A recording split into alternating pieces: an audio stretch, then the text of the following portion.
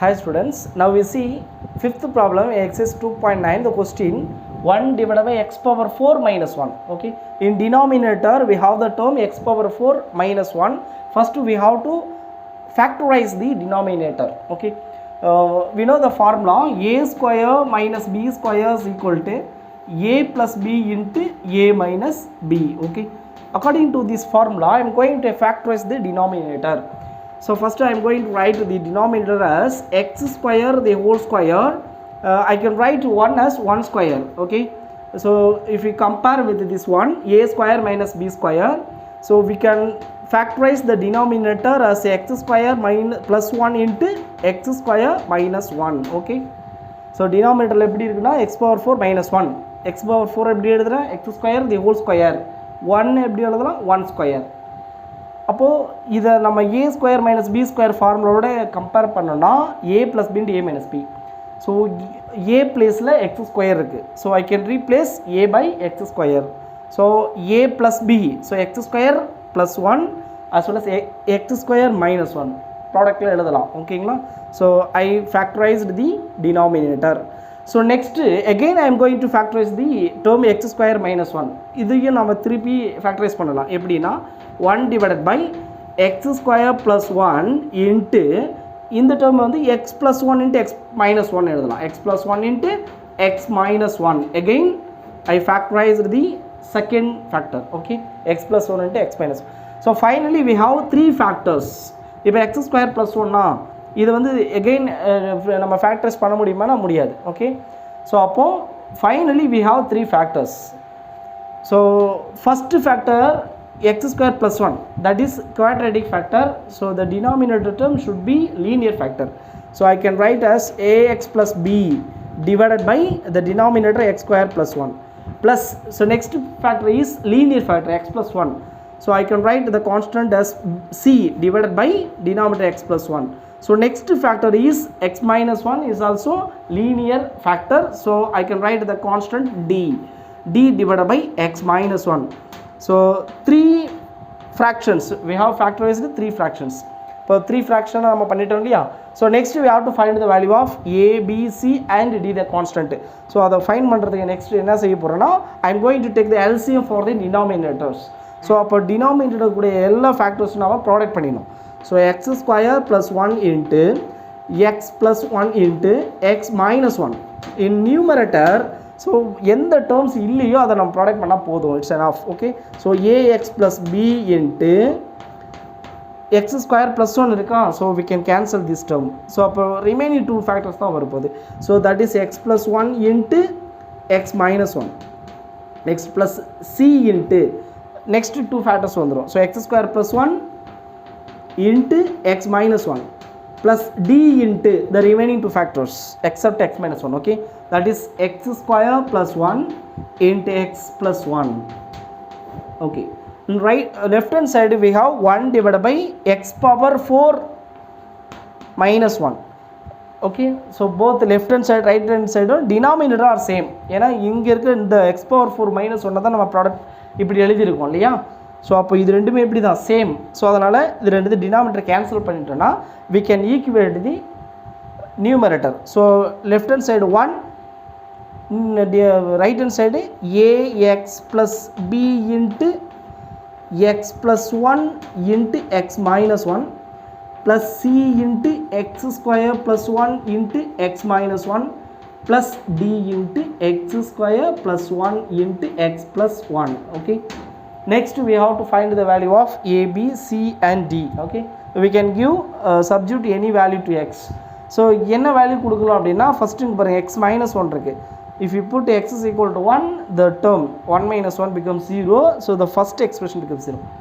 So அப்போது put x is equal to 1.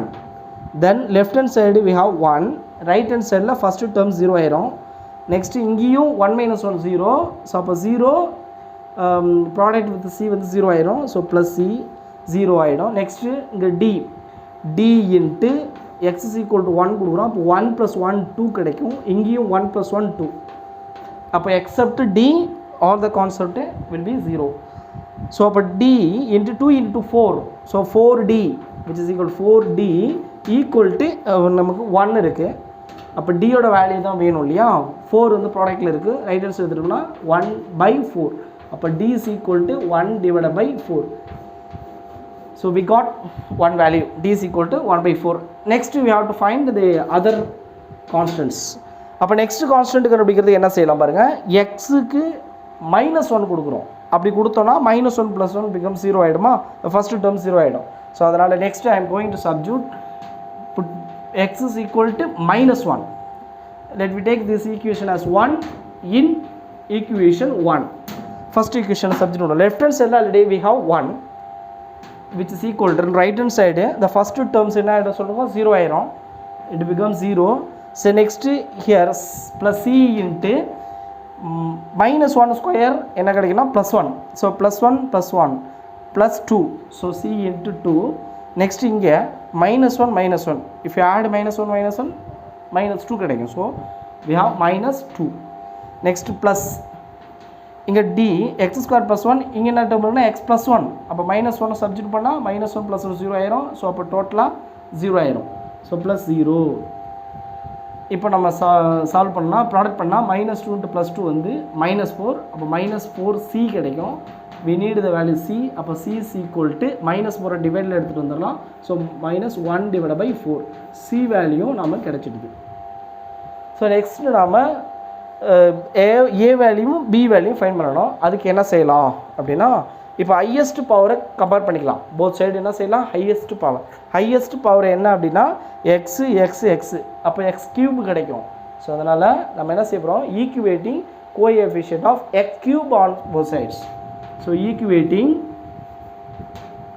The coefficient of x³ on both sides. Okay. So left hand சைடில் x³ இருக்கான்னா இல்லை, 1 தான் இருக்குது, கான்ஸ்டன்ட் தான் இருக்குது. ஸோ x³ டேர்ம் இல்லைன்றதுனால அப்போ 0, கோஎஃபிஷியன்ட் இஸ் 0.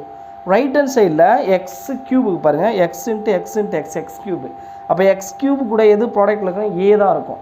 ஸோ ஒரு டேர்ம் வந்து a. நெக்ஸ்ட் இங்கே பாருங்கள் x² × x³ × c தான்.